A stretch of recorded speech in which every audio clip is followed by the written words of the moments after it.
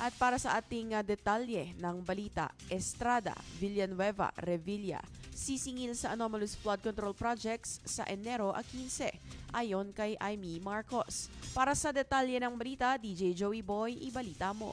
GV Balita Express.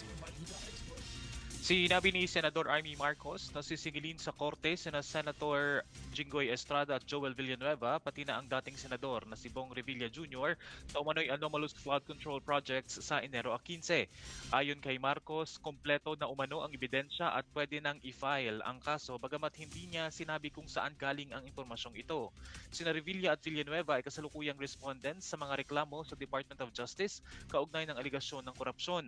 Dagdag ng senadora, walang direktang ebidensyang nag-uugnay kina Senador Francis Escudero, Mark Villar at dating Senador Nancy Binay at Grace Poe sa kasong ito.